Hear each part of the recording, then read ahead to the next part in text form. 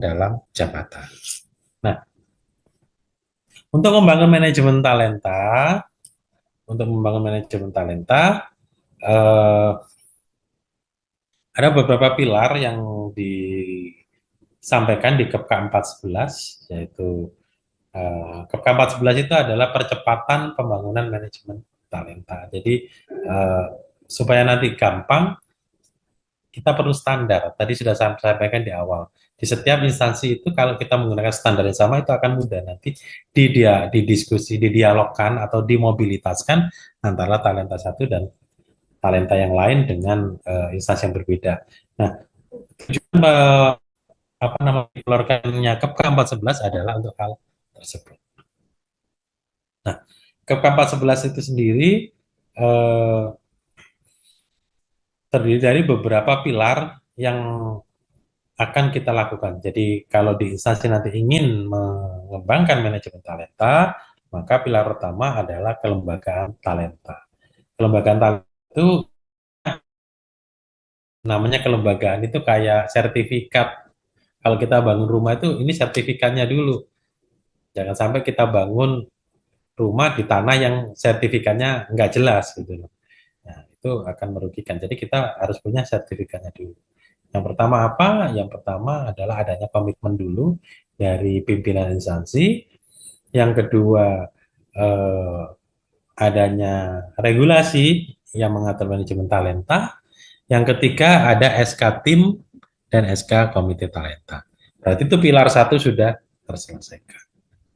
Selanjutnya, kita menggunakan pilar kedua. Nah, pilar kedua itu sistem informasi manajemen talenta. Pilar ini untuk sebagai sistem pendukung atau platform digital.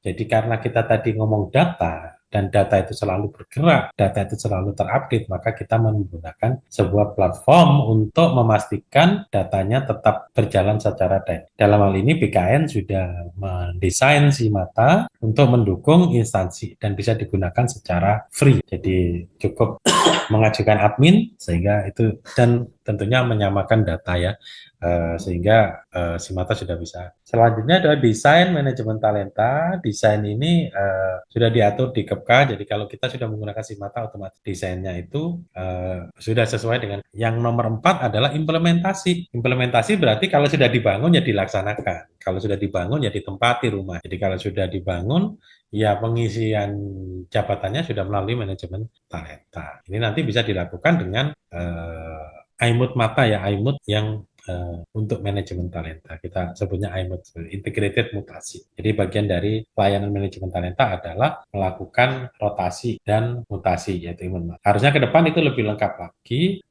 pengembangan dan lain sebagainya juga sudah terpetakan. Sebenarnya sudah terpetakan di CISN, tinggal nanti kita tarik di aplikasi SIMAT. Dan yang terakhir adalah budaya manajemen. Budaya ini sebenarnya nggak harus yang terakhir. Jadi budaya itu sesuatu yang sudah terbiasa. Mungkin semua orang belum tahu manajemen talenta itu seperti apa. Jadi kita perlu sosialisasi. Kita perlu sampaikan kepada masyarakat terkait manajemen talenta itu seperti apa. Apa bedanya dengan seleksi terbuka? Nah, itu ada di budaya.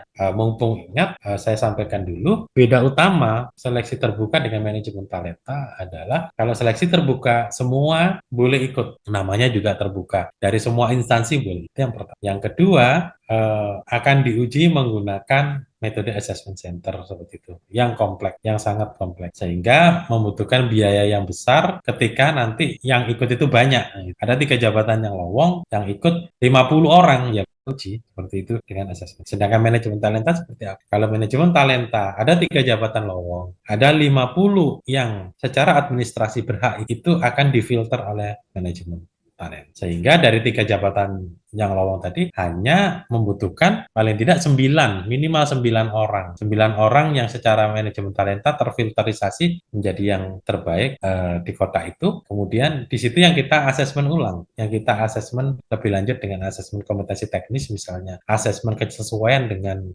apa namanya karakteristik pekerjaan misalnya. Jadi cukup 9 orang itu saja kalau manajemen talenta. Kenapa? Karena faktor itu sudah bisa kita petakan dari rekam jejaknya, dari di mana dia pernah ditempatkan, apa yang pengalamannya apa saja, prestasi apa saja yang pernah dia raih. Terus kinerjanya bisa kita ambil juga dari SKP-nya. Kan seperti. Jadi sebenarnya datanya itu lebih banyak portofolio, lebih banyak rekam jejak. Jadi rekam jejak untuk memetakan seseorang itu kita lihat dari rekam jejaknya. Walaupun tetap ada asesmen, ada tes, tapi itu sebagai pelengkap. Yang utamanya adalah rekam jejak. Itu perbedaan yang paling mendasar antara shelter dengan manajemen talenta. Kalau shelter ya pokoknya tes murni gitu, tes murni dan diharapkan tesnya benar-benar murni, benar-benar mampu memetakan atau memproyeksikan seseorang ketika dinaikkan ke jabatan. Izin Pak Dir, Oke, waktunya 5 menit lagi, oke, mengingat sudah. bahwa waktu masih ada pematerian berikutnya Pak. Oke, baik. Jadi seperti itu ya. Jadi shelter sama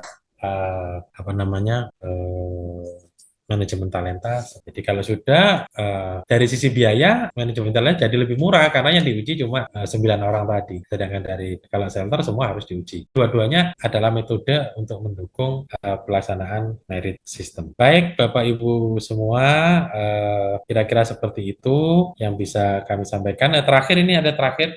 Jadi di Kampas 11 ini kita hitung dengan komponen sumbu X dan sumbu Y. Sumbu Y adalah kinerja yang terdiri dari dua yaitu kinerja utama itu dari nilai predikat kinerja di Permenpan 6 SKP itu ya. Tetapi kita tambahkan kinerja penguat untuk mengkonfirmasi. Jadi dua orang dapat baik itu mana yang lebih baik. Nah, baiknya si A dengan baiknya si B mana yang lebih baik. Kita cek dengan penghargaan yang pernah dia peroleh, penugasan yang pernah dia peroleh. Itu kita coba konfirmasi. Semakin banyak penghargaan, semakin banyak tugas, maka dia lebih tinggi nilainya dibanding yang kurang seperti. Sedangkan di sumber potensial itu kita lihat kompetensi, potensi, kualifikasi, integritas, moralitas. Kompetensi ini yang nanti diuji, jadi ini nanti yang sumbu X ini nanti yang di profiling ASN itu mencari di sumbu X seperti itu. Kecuali yang kualifikasi karena pendidikan ya dan integritas itu nanti kita mengarah ke disiplin bagaimana disiplin dari. Baik, kira-kira seperti itu yang bisa kami sampaikan. Mohon maaf kalau